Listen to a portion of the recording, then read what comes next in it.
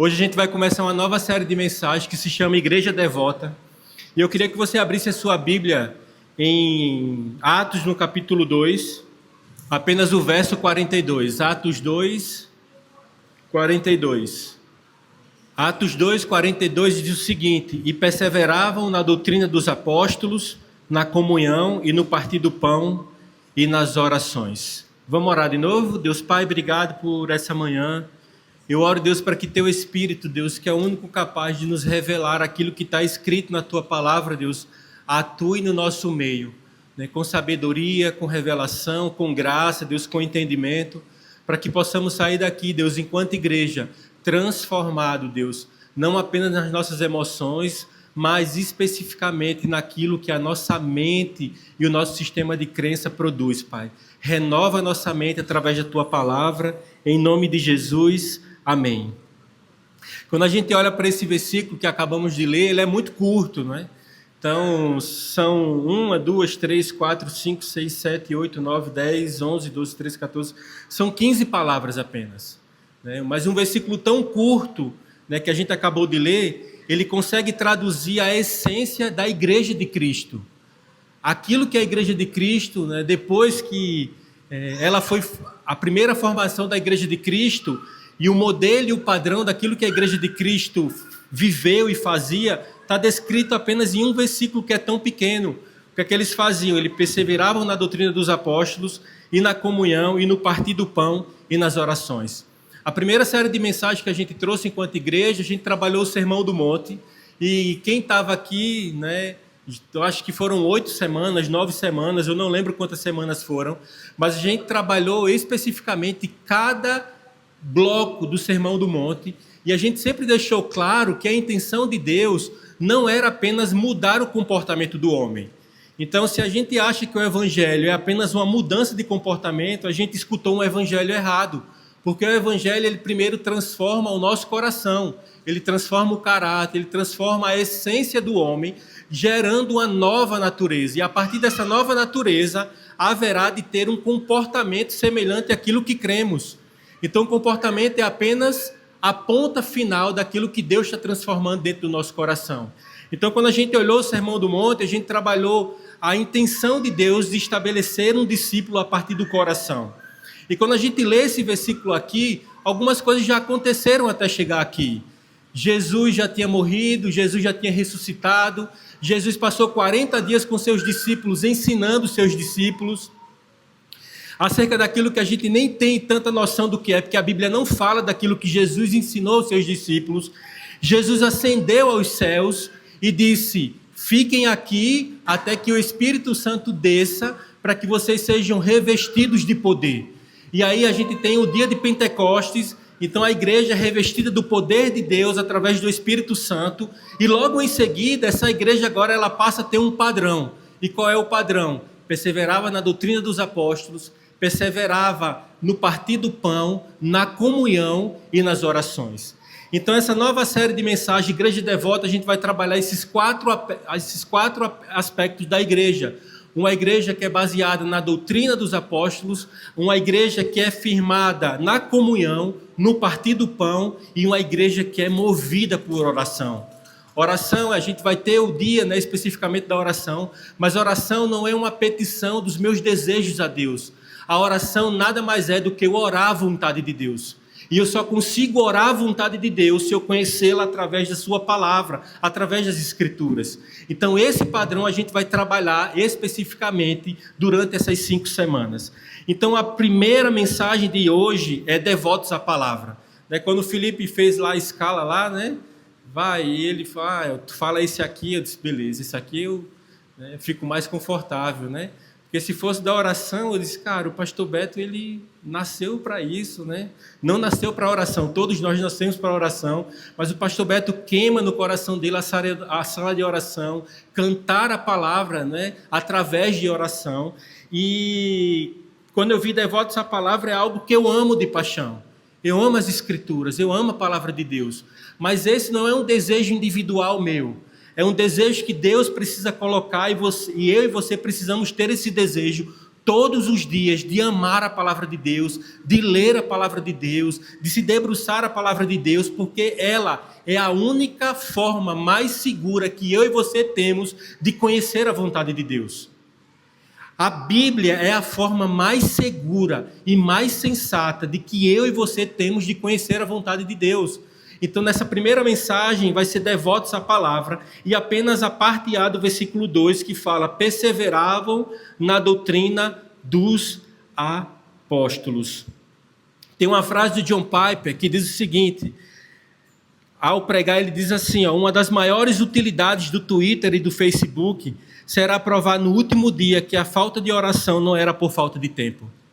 Então, se eu puder trocar, eu vou trocar a fala dele, que quando ele prega, e é uma frase muito conhecida de John Piper, eu vou trocar a falta de oração não era por falta de tempo, por especificamente ao amor e à leitura das Escrituras, da palavra de Deus. Então, a frase ficaria assim, segundo eu mesmo. Né? Isso foi bom, né? Uma das maiores utilidades do Twitter, Facebook e qualquer plataforma social interativa será provar no último dia que a falta de amor e da leitura às Escrituras não foi por falta de tempo. Talvez, né, a gente sempre fazia isso lá com jovens e adolescentes. Se a gente abre lá o nosso telefone, a gente vê a quantidade de consumo diário, de tempo que a gente fica naquele negócio, a gente vai se assustar. Por quê? E ali, né, até o John Piper fala, isso vai ser uma prova cabal no final de todas as coisas, que aquela desculpa que a gente falava, eu não tenho tempo, vai cair por terra, vai ser desmoronada. E John Piper, isso. Então essa frase de John Piper, ela mexe tanto comigo, porque por mais que a gente tenha, ou eu tenha esse desejo, esse amor de conhecer Deus através das Escrituras, tem semanas, né, que é difícil, né? Estava falando para os meninos ontem, é difícil você ter uma vida rotineira, diária, né, comum, sem ter o ofício do pastor, né, remunerado, aquela coisa toda, tendo que trabalhar, tendo que desempenhar um papel, né, na sociedade, né, de maneira, entre aspas, normal, né? Pastor é normal, é trabalho também, tá? Mas como nenhum dos três tem, né, o ofício integral disso, a gente precisa se virar, precisa trabalhar. E como é difícil a gente se manter fiel às práticas das disciplinas espirituais naquilo que é o dia a dia. É difícil, mas não é impossível, porque Deus nos deu o seu Espírito. O Espírito de Deus habita em nós. E eu sempre falo uma frase que a maneira mais segura de conhecer a Deus e a sua vontade é por meio das Escrituras. Não existe um caminho mais seguro quando interpretado de forma correta e coerente para ouvir a voz de Deus. A gente é muito suscetível a ouvir a voz de Deus através do outro. Quando tem alguém do manto, né, do mistério, uma pessoa da oração, a gente vai lá, ora por mim, né, vê o que Deus fala através de você para a minha vida, não sei o que, aquela coisa toda. E isso não é tanto quanto errado, né? Mas a verdade é que a maneira mais segura para que eu e você possamos conhecer a vontade de Deus é através da sua palavra. É a maneira mais sensata, e talvez seja a resposta mais sensata que eu e você devemos dar a Deus por aquilo que Ele fez na cruz. Conhecê-lo. Conhecê-lo através da sua palavra, conhecê-lo através das suas Escrituras. Então, quando a gente olha, né, essa devoção à palavra, devotos à palavra, nada mais é do que conhecer a Cristo através da sua palavra e amar as suas Escrituras e amar a sua palavra. Talvez seja a coisa que eu mais, né, eu e Chuchu sempre mais fala para todo mundo, nos conflitos, né? Seja de aconselhamento que a gente vai, seja de conversas diárias com as pessoas. Quando a gente conversa com alguém, a primeira pergunta que a gente faz para ela é: cara, como é que está a sua vida com Deus? Como é que está a sua vida de oração? Como é que está a sua vida de leitura da palavra de Deus? Como é que você tem se comportado diante daquilo que é o dia a dia, né? O ordinário, né? Diante daquilo que é o comum da vida, né? Diante daquilo que deveria ser a primazia da sua igreja, da igreja de Cristo, conhecê-lo através das Escrituras. E pasmem, a resposta sempre é quase toda única.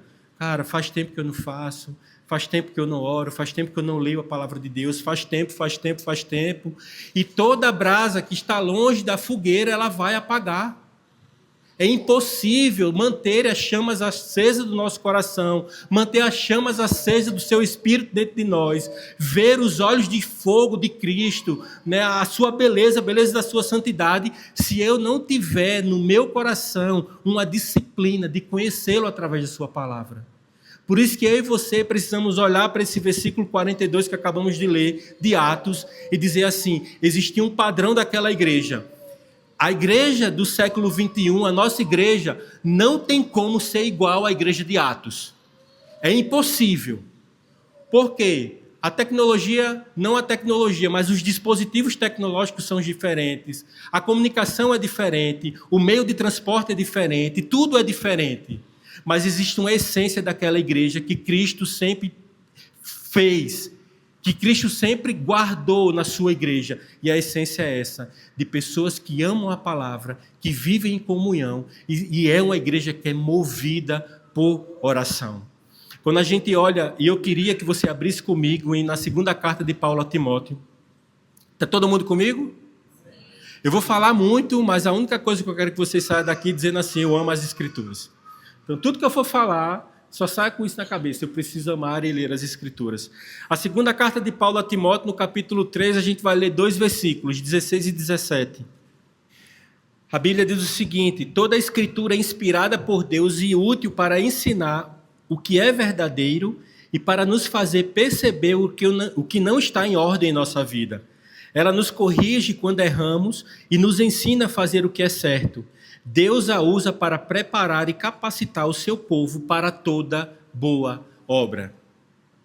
Quando a gente olha para esses 2 versículos que acabamos de ler aqui, do apóstolo Paulo, quando escreve a sua carta, ao amado Timóteo, ao seu discípulo Timóteo, a palavra que ele usa aqui inspirada é tepesneuto, né? Teu de Deus e pesneuto de fôlego. Então, o que é que Paulo está dizendo para a igreja, para Timóteo, dizendo para mim e para você? Essa palavra não foi uma palavra inventada por homens. Essa palavra ela foi soprada por Deus. Ela foi conduzida por Deus a homens para que eles pudessem escrever. Quando a gente vai lá em Gênesis, no capítulo 2, no verso 7, você vai ver que existe uma mesma palavra semelhante, que a Bíblia fala que Deus soprou na narina do homem.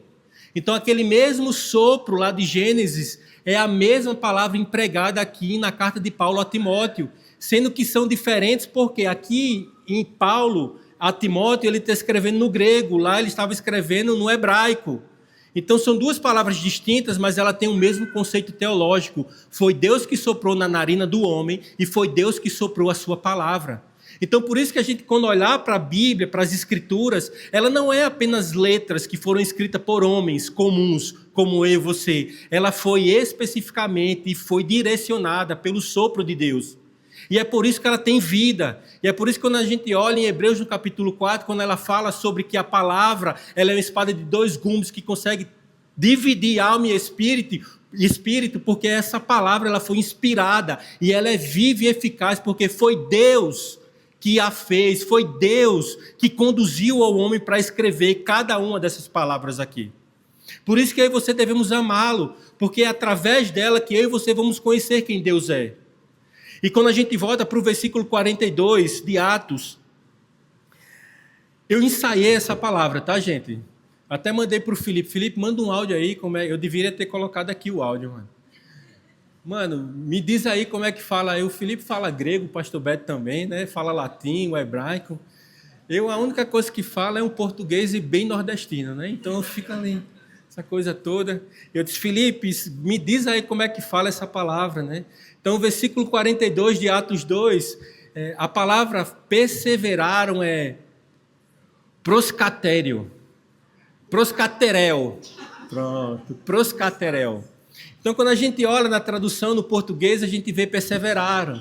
Mas quando a gente olha o significado real dessa palavra, proscaterel, ela não é apenas perseverável. Essa palavra traduz devoção. Então, era uma igreja que era devota às escrituras, à oração e ao partir do pão. Era uma igreja que era inclinada a não ser apenas um consumo de conteúdo. Não era uma igreja que ia visitar uma reunião. Era uma igreja que era devota àquilo que Cristo ensinou. Era uma igreja que era devota àquilo que o próprio Cristo tinha ensinado àqueles apóstolos. Então, quando a gente fala, perseveravam na doutrina dos apóstolos, talvez você possa se perguntar, cara, mas Elton, o que é isso na doutrina dos apóstolos? Primeiro, Na doutrina dos apóstolos foram aqueles homens que foram escolhidos por Deus para andarem com Cristo, e a partir daqueles apóstolos eles constituíram a igreja de Cristo. Foi o próprio Cristo que ensinou aqueles homens o que a igreja deveria ser. Quando Jesus é ascendido aos céus, em Atos 1, é elevado aos céus, a igreja fica, como eu falei ali, não é, esperando o Pentecostes. Mas antes disso, a Bíblia fala que Jesus passou 40 dias com os discípulos ensinando a eles. A Bíblia não fala o que Jesus ensinou. Você não vai ter nenhum relato específico falando que Jesus ensinou isso, ensinou aquilo, ou ensinou qualquer coisa do tipo. Mas pelo padrão da igreja, a gente consegue definir qual foi o ensino de Cristo. Amor às Escrituras, o partir do pão e uma vida de oração. Talvez essa tenha que ser, talvez não, pela certeza e pelas Escrituras, esse tem que ser o que o nosso coração deve ser movido. Amor às Escrituras, o partir do pão, a comunhão e uma vida de oração. A doutrina dos apóstolos também era a leitura do Antigo Testamento com a ótica cristocêntrica.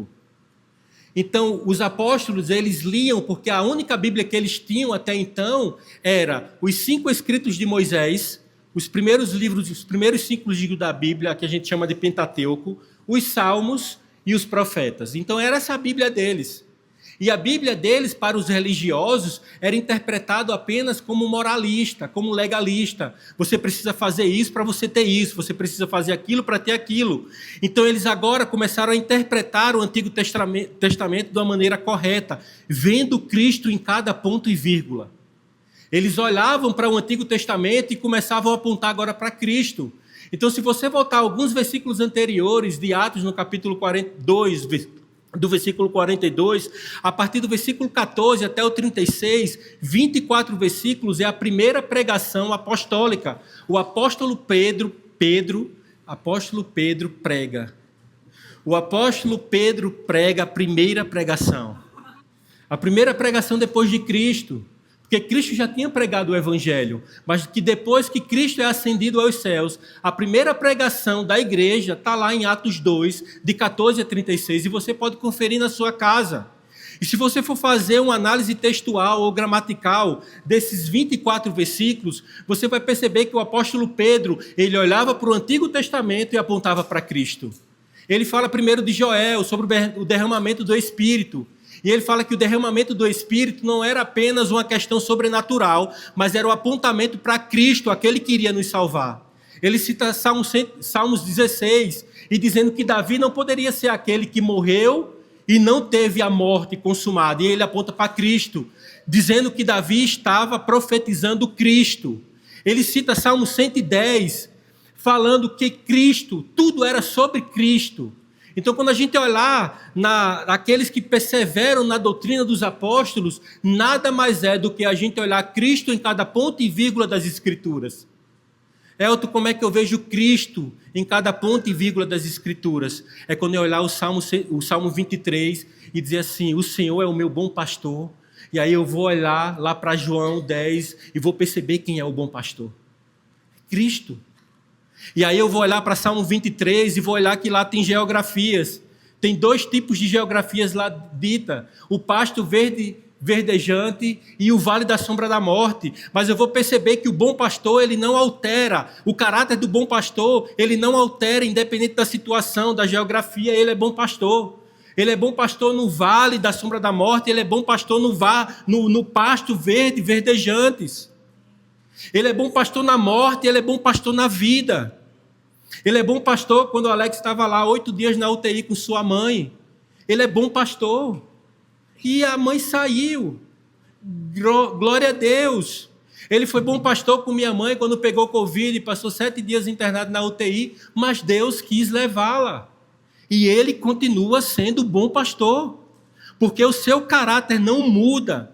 Ele é imutável. Na teologia a gente estuda a imutabilidade de Deus. Ele é imutável. Aquilo que ele disse, ele vai cumprir. Aquilo que ele falou, ele vai fazer. Porque ele é imutável, mas eu só conheço a imutabilidade de Deus através da sua palavra. Não existe nenhum outro caminho que possa fazer com que a gente conheça o caráter de Deus, quem Deus é, os seus atributos e aquilo que Cristo fez, se não for através da sua palavra. E aí eu posso descansar. Eu posso olhar para Salmos, eu posso olhar para Mateus no capítulo 6, como a gente falou no Sermão do Monte, e eu posso olhar que aquele que cuida de uma árvore no céu, aquele que veste bem um simples orvalho, ele cuida de mim. Eu sei que existe um plano macro de Deus. O plano macro de Deus é muito maior do que os meus desejos, os meus sonhos, mas a gente está lá dentro dele.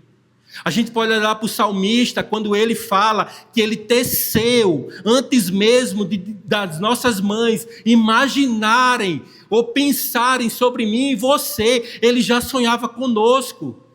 Isso é o cuidado de Deus para a minha vida e para a sua vida. E aí eu descanso, porque eu conheço. E só descansa aquele que conhece. Se a gente não conhece a Deus, a gente não descansa.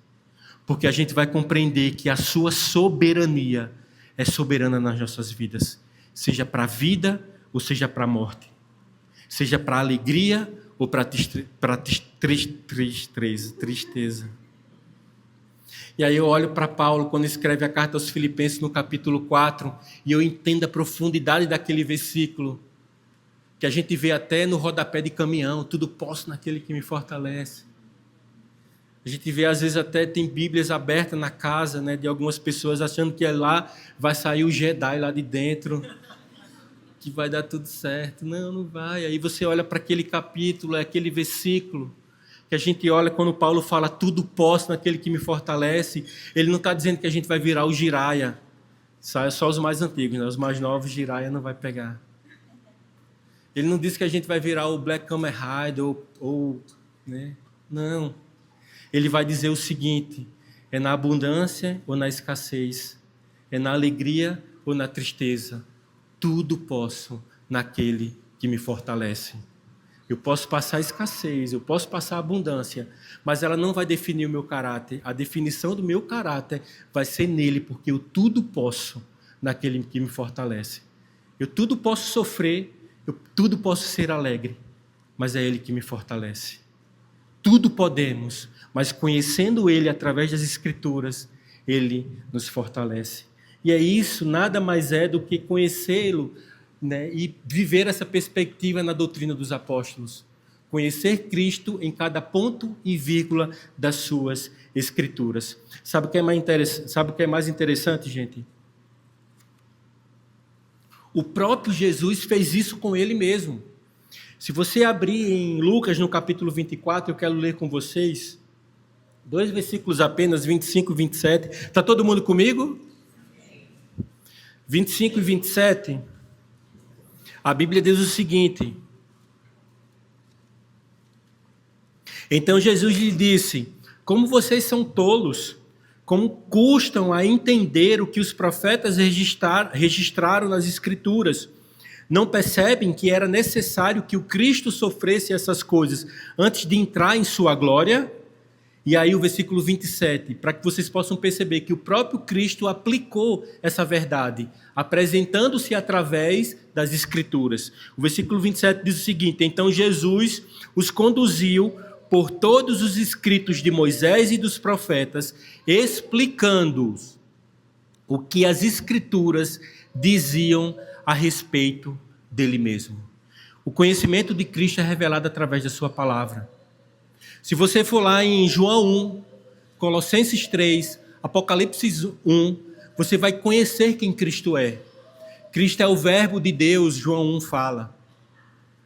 Colossenses no capítulo 3 fala que ele, por meio dele, todas as coisas foram feitas e subsiste por meio dele. E se você for em Apocalipse no capítulo 1, você vai ter uma descrição belíssima de quem Cristo é. Sobre a couraça da justiça, os cabelos brancos, os olhos, né, com chamas de fogo. Aquele que era, que é e que há de vir. Aquele que tem as chaves da morte na mão. Aquele por quem a minha vida e a sua vida nos fez uma nova vida. E quando eu o conheço, eu descanso. Eu tenho prazer nele. E eu tenho prazer em conhecê-lo. O nosso maior objetivo enquanto igreja é cada um de nós sermos bereanos, amarmos a palavra de Deus, lermos em casa, né, conversarmos sobre ela, porque através dessa palavra e através do Espírito que habita em nós, ela vai gerar vida e vida em abundância. Então, para quê, não é, gente? A gente precisa ser devoto à palavra, não é? Abra lá comigo. Eu estou fazendo isso porque o Espírito Santo, gente, usando a minha esposa, né? Ela fala assim, meu bem, você às vezes cita, e às vezes cita o versículo, né? O 5, mas é o 7. Vai lá, abre a Bíblia, não custa nada, né? Beleza. Então, abre lá Salmo 105, 106, por favor. A Bíblia diz o seguinte: a tua lâmpada, a tua palavra é lâmpada para os meus pés.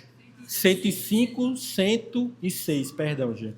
Eu falei 119? 119, 106. 119, 106. Então, 119, 105, a Bíblia diz o seguinte: a tua palavra é lâmpada para os meus pés e luz para o meu caminho. Todas as vezes que eu leio esse salmo, e é um salmo belíssimo, gente, eu não vou dizer para a gente decorar, porque é grande, né? Mas a gente precisa decorar alguns versículos que estão ali. Tem um, né, que eu e Chuchu tem, né? Se eu tivesse vontade de fazer tatuagem, eu não tenho nada contra, mas eu acho que cada um, né, faz o seu, né? Beleza, tá tudo certo. Minha esposa tem bastante, já tem para os dois. Então ela já fez bastante, então já tem para os dois, né? E tem um Salmo 119, né? 112, que fala: dispus o meu coração a obedecer e a viver todos os teus decretos. Então, quando eu, né, tenho essa memorização de versículos, quando eu tenho essa memorização da palavra de Deus, no dia mal eu posso falar para mim e para ela, no momento de oração, e dizer assim: a gente dispôs o nosso coração a obedecer fielmente aos decretos de Deus. Porque isso vai gerando vida no nosso coração. Eu costumo sempre falar que a voz, ou a boca, né, a voz, a boca que é mais próxima dos nossos ouvidos é a nossa mesmo. Então, quando eu vou repetindo a palavra de Deus para mim mesmo, eu estou gerando vida. É essa palavra que gera vida no nosso coração. Então, eu falo, eu mesmo escuto. Eu falo, eu mesmo escuto. Né? Às vezes eu estou andando no meio da rua, gente, eu pareço um maluco na rua, porque eu estou falando sozinho. Eu estou repetindo o versículo, eu estou pregando ali para mim mesmo, eu estou dizendo: coração, a ansiedade tem batido forte essas últimas semanas, esses últimos meses, e eu tenho dito para o meu coração: coração, aquieta, aquieta, alma. Aquieta. Mas ela não vai aquietar porque a palavra tem poder, ela vai aquietar porque a palavra de Deus tem poder. Ela vai aquietar porque eu posso olhar para as Escrituras e perceber que Deus cuida do coração. Eu aquieta a alma. Fica no teu lugar. Quando ela não fica, a gente precisa ir, né, para fazer algumas terapias, né? Eu sou mais resistente a isso, né? Mas vamos lá. E quando a gente olha para o Salmo 119, 105, quando a Bíblia fala que a palavra de Deus, a palavra é lâmpada para os meus pés, ela está dizendo o seguinte: quando ela é lâmpada para os meus pés, ela me diz aonde eu estou e quem eu sou e o que eu preciso mudar. Ela está olhando para as plantas dos meus pés, ela está dizendo o seguinte: ó, você está nesse lugar, você está vivendo essa coisa e você precisa mudar. E ela não para aqui, ela diz, e ela é luz que alumia, ela é luz que mostra o caminho, porque ela me diz aonde eu estou, o que eu preciso fazer, mas ela também me dá uma direção para onde eu devo ir. Ela me indica um caminho. E quando a gente olha para a palavra de Deus cristocentricamente, eu olho para esse caminho e vou apontar logo para Cristo, porque Ele é o caminho, a verdade e a vida. Então, só através do conhecimento de Cristo que eu posso olhar para a minha vida e dizer: transforma-me. E quando Ele me transforma, Ele me indica um caminho. Ele me dá uma direção. A sua direção é essa. Vai por aqui, faz isso, faz aquilo. Mas é só o conhecimento da sua palavra. Então, 3 verdades para que a gente possa caminhar para o final. Alcança o nosso coração quando eu sou devoto à palavra. A primeira é para que eu e você possamos conhecer o propósito eterno de Deus. E todas as vezes que a gente fala sobre a vontade de Deus, a gente sempre reduz ela às minhas próprias vontades. com quem eu vou casar, se eu vou casar, se não vou casar, qual é o meu trabalho, qual é isso, qual é aquilo, que eu faço, que eu não faço. A gente sempre reduz a vontade de Deus a coisas que são pessoais. E eu não estou falando aqui que você não deve orar para saber a vontade de Deus em coisas específicas da sua vida e da minha vida. A gente deve fazer isso. Mas quando a Bíblia fala sobre o propósito eterno de Deus, não tem uma relação com aquilo que são os meus desejos e a minha vontade. O propósito eterno de Deus nada mais é do que ser contente em sua presença. Independente do que eu faça.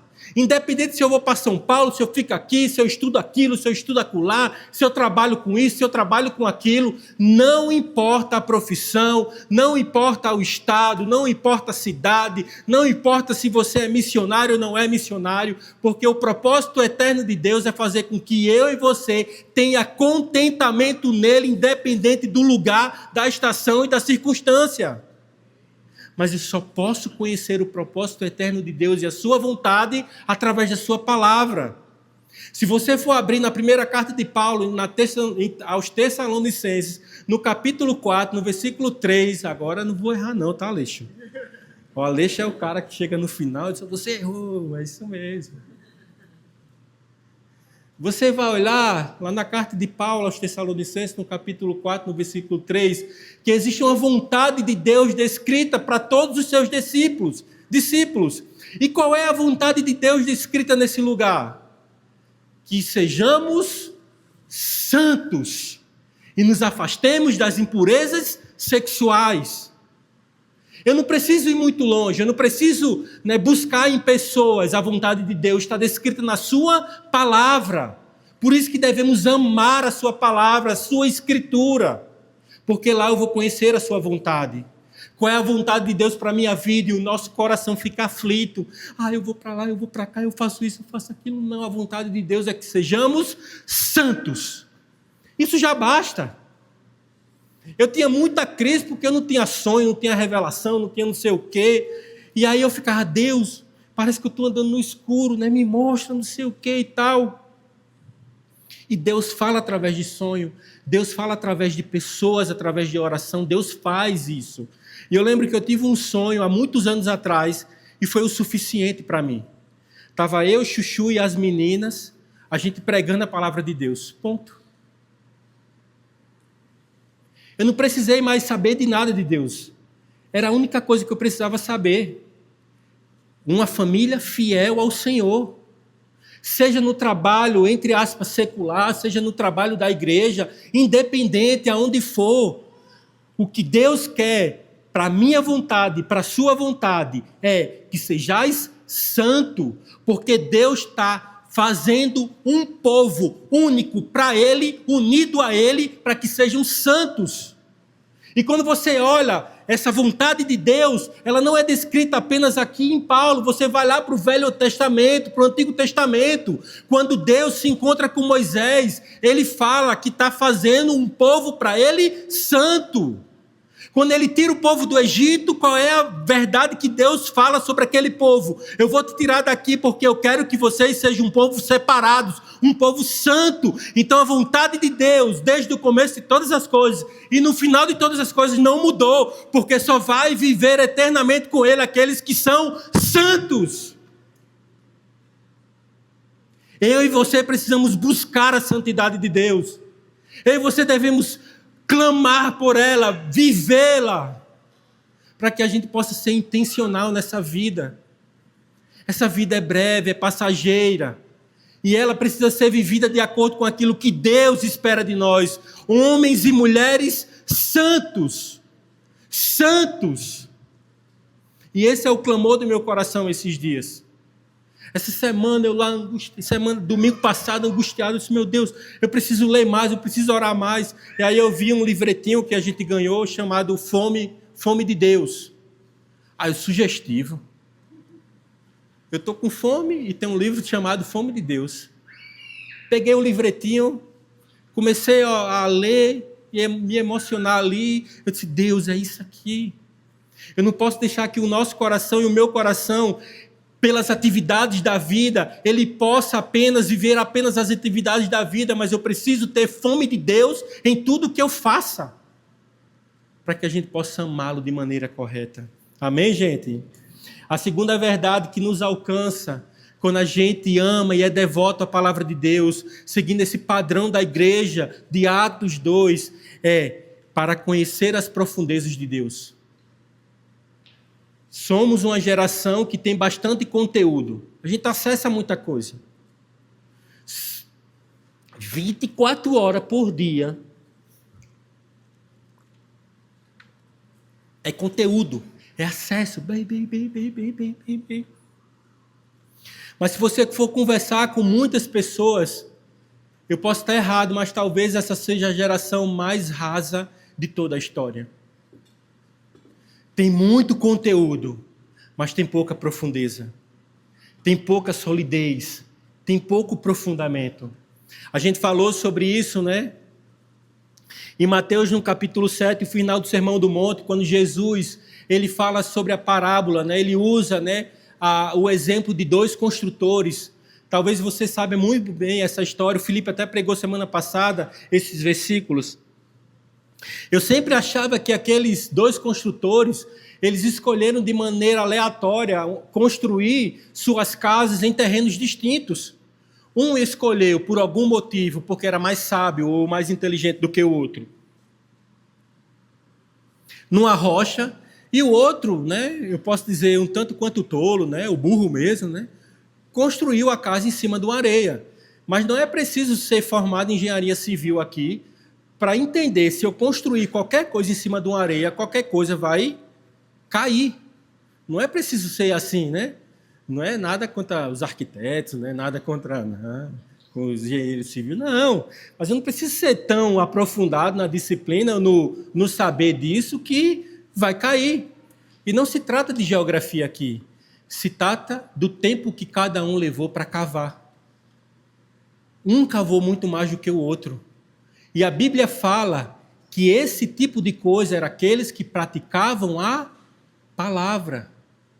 Aquele que achou a rocha, a solidez, foi aquele que praticou a palavra. E a Bíblia fala que deram-se os ventos, os mares, tudo, naturalmente se deram naquela casa, mas aquela casa não caiu. Quando eu conheço as profundezas de Deus através das suas escrituras, eu posso te garantir, somos inabaláveis. Não é qualquer coisa, não é nada que vai derrubar. Então quer dizer que eu não vou sofrer? Vai sofrer. Isso não quer dizer que uma fechadura não vai ficar enferrujada, que precise de um reparo. Isso não quer dizer que uma janela não vai ficar que precise de um reparo. Mas a casa vai ser inabalável, porque são aqueles que conheceram as profundezas de Deus através da sua palavra. E terceiro e último, para que a gente possa caminhar mesmo para o encerramento. Quando eu sou devoto à palavra, vencemos a nossa natureza pecaminosa. Sabe o que é interessante sobre o pecado, gente? Eu não sei como vocês, entendem o pecado, mas se você for lá na carta de Tiago, no capítulo 1, dos versos 12 e 13, você vai ter uma síntese, né? Quem é mais antigo fez... Olha só o silêncio, mano. Quem é mais antigo não fez Enem, fez PSS, processo seletivo seriado, né? Aqui em Maringá eu não sei como é que se chamava, mas lá em João Pessoa era PSS. E se você quer entender como funciona o pecado e o processo seletivo seriado do pecado, é só você ler esses 2 versículos. Você vai entender exatamente como o pecado funciona. O pecado ele parte a partir do desejo do olhar. Por isso que Cristo fala que os olhos é a candeia da alma. Então a gente consome primeiro pelo desejo. E aí você vai ver que aquele desejo, ele gera, você come e ele gera uma gravidez. Está lá, a Bíblia fala sobre isso. É o processo seletivo seriado do pecado. Você vai entender o passo a passo de como o pecado funciona. E dessa gravidez ela vai gerar um filho. E o nome do filho é morte. É isso que o pecado faz. E quando a gente olha para o pecado, a gente olha apenas a ponta do iceberg do pecado. A gente olha apenas o comportamento dele, que é o fim. Seja ele qual seja a natureza. a mentira ou qualquer uma outra coisa, a pornografia, o que é que seja, a gente olha apenas a ponta do iceberg. Mas aquilo é apenas o comportamento, é apenas o fim do pecado, porque o pecado ele vem de uma natureza. Eu nunca vi um iceberg, eu espero um dia ver, mas dizem, né? Dizem não, né? Você só vê a pontinha dele, por baixo dele é imenso aquilo lá. Então, quando eu sou devoto à palavra de Deus, eu não apenas trato o pecado no seu comportamento, eu sou transformado na natureza. Porque o desejo de Deus não é fazer bons comportamentos. O desejo de Deus é fazer uma nova natureza, uma nova criatura, um novo homem. E a partir desse novo homem haverá de ter um novo comportamento. Abre comigo, vai ser a última vez que a gente vai abrir a Bíblia, tá? Em Efésios, no capítulo 4. Efésios 4, 3 versículos de 21 a 24, tá? Efésios 4, de 21 a 24. Uma vez que ouviram falar de Jesus e foram ensinados sobre a verdade que vem dele, livrem-se da sua antiga natureza e de seu velho modo de viver, corrompido pelos desejos impuros e pelo engano.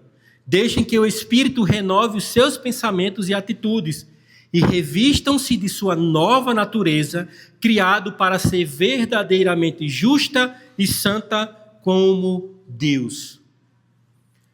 Igreja, o desejo de Deus não é estabelecer um comportamento bom, por mais que isso seja o resultado final. O desejo de Deus é criar um novo homem e uma nova mulher. Por isso que conhecer Deus através da sua palavra, eu não vou ser transformado apenas no meu comportamento, eu vou ser transformado na minha natureza.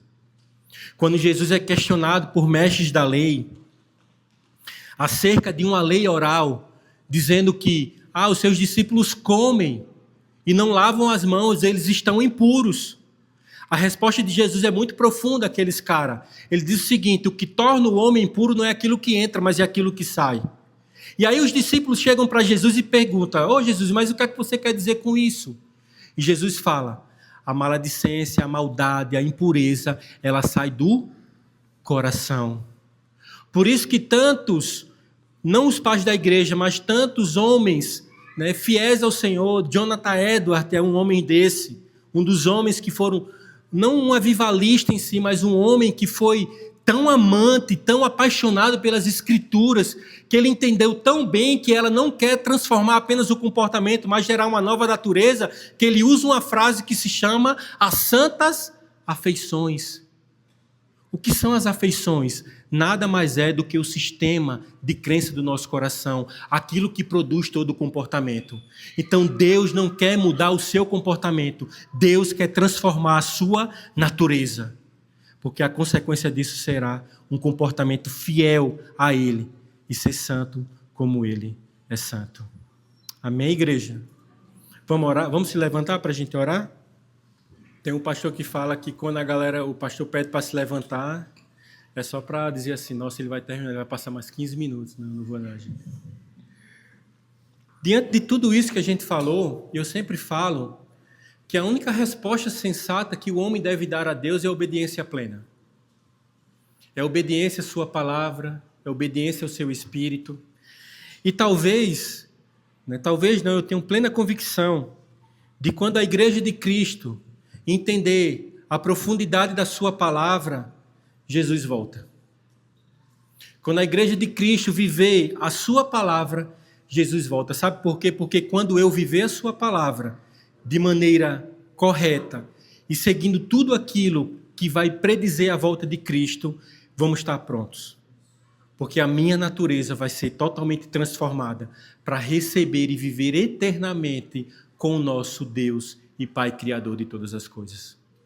Talvez a única resposta minha e sua nessa manhã seja revisitar todos os nossos pensamentos e o nosso coração e fazer uma pergunta para a gente mesmo: Deus, eu tenho dado crédito suficiente à sua palavra? Eu tenho amado as suas escrituras? Eu tenho tirado o meu tempo mesmo, separado um tempo específico? E isso não é religiosidade, tá, gente? Isso não é criando mecanismos para que o nosso coração possa ter algum refúgio, não. Isso é a verdade de Deus sendo aplicada no nosso coração. Então talvez essa seja a pergunta que a gente tem que fazer. Cara, eu amo mesmo Jesus? Né? Faz sentido para a minha vida isso mesmo? Faz sentido a igreja, né? Faz sentido viver em comunhão? Faz sentido viver, né, a doutrina dos apóstolos? Faz sentido viver o partir do pão? Faz sentido viver uma vida de oração? Jesus, ele chega para os discípulos que se chama o Curso de Discipulado. Existe um livro muito bom do Jonas Madureira que se chama o Curso de Discipulado. Você pode ler.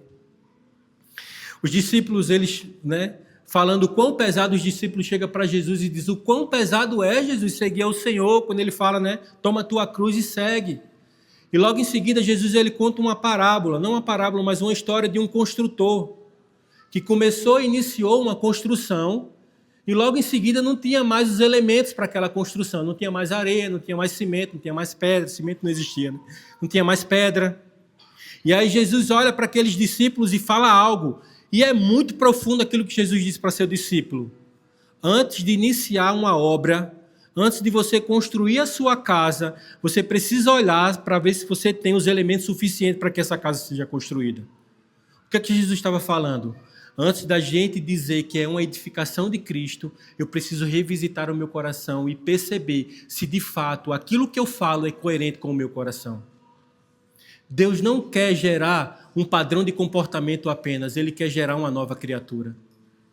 E eu sempre falo sobre isso, talvez seja o exemplo maior, né, que Deus ministrou um dia profundamente no meu coração, que é quando eu olho para Gênesis no capítulo 1 e o capítulo 2, quando Deus vai criar todas as coisas. Eu sempre brinco com isso, mas é uma brincadeira que é profunda no meu coração. Se Deus quisesse, né, ter um relacionamento com o homem a partir do poder que Ele deu, a partir da obra criada, a partir da manifestação do poder, Deus tinha feito primeiro o homem e logo em seguida a criação. Porque o homem ia se comportar, ia se relacionar com Deus a partir daquilo que Deus poderia dar através do seu poder. Mas Deus cria todas as coisas, estabelece o mundo inteiro e logo em seguida Ele cria o homem para que o homem possa ter um relacionamento com Deus, não a partir de um benefício da relação, mas a partir daquilo que Deus é. O nosso relacionamento com Deus não é a partir do benefício daquilo que Ele pode nos dar, porque, pasmem, Ele já nos deu tudo. Tudo que Deus poderia nos dar, Ele nos deu na cruz, que é Cristo. Por isso que a gente vive uma crise institucional nos dias de hoje. O IBGE fala que temos 70 milhões de brasileiros que se dizem evangélicos. E o caos no Brasil está virado. Não tem crente. Tem estatística. Porque se a gente fosse de fato cristão, não é o lance das montanhas, não é o lance de ocupar lugares de excelência. Não, Deus não quer isso. Mas seria eu e você sendo avivamento em todos os lugares. Avivamento nada mais é do que gerar vida em mim e em todos aqueles que estão em minha volta. Existiram avivamentos, situações específicas, mas todo avivamento tem um padrão: arrependimento, amor às Escrituras e transformação social. Se não tiver arrependimento, amor às Escrituras e transformação social, não é arrependimento, é impressão sensorial a partir das minhas emoções. E não é o Espírito de Deus, é o Espírito de qualquer coisa, menos o de Deus. Porque avivamento gera vida em mim e gera vida no outro. Se não gera vida no outro, é uma impressão sensorial de emoções. E não é Cristo, porque onde Cristo está, tudo é transformado. Aonde Cristo está, tudo é transformado na sua natureza. Por isso que eu e você, enquanto igreja, precisamos clamar por fome de Deus. Derrama a fome do Senhor, Deus, para que sejamos a igreja que vai ver a tua volta, que vai clamar pelo Senhor. Derrama fome no nosso coração, para que possamos te amar com tanto desejo, com tanto amor, que até nas coisas diárias da vida eu vou estar te amando nos meus pensamentos. É no meu trabalho eu te amando nos meus pensamentos. É uma pessoa que está triste do meu lado e eu vou abraçar e o Espírito Santo vai clamar: filho amado, Cristo te amou. Fome! Mas só vai buscar comida quem tem fome. E a minha oração nessa manhã vai ser por fome de Deus.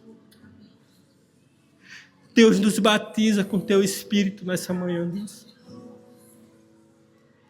Nos batiza com um choro de arrependimento. Nos batiza com o clamor pela tua volta. Nos batiza com fome e sede do Senhor. Nos batiza com fome da tua palavra, Deus. Não deixa, Deus, que essa semente que foi lançada pelo semeador, Deus, as dificuldades da vida, as coisas que são tão comuns à vida, Deus, o diabo venha e roube essa semente, Deus. Porque o nosso coração e a nossa mente está totalmente apenas ligado nas coisas que são terrenas. Batiza-nos, Deus, nessa manhã. Batiza-nos com um clamor desesperado pelo Senhor. Batiza-nos, Deus, com um clamor desesperado por uma fome que não tem fim, Deus. Porque a fonte é inesgotável, então a fome tem que ser inesgotável. Nos dá sede por essa água que corre eternamente, Deus. Nos dá fome e sede pelo Senhor. O nosso clamor, Deus, para abrir essa série de mensagens de uma igreja devota, é clamor e fome pelo Senhor. Para que possamos te amar da maneira correta, Pai. Em nome de Jesus. Amém.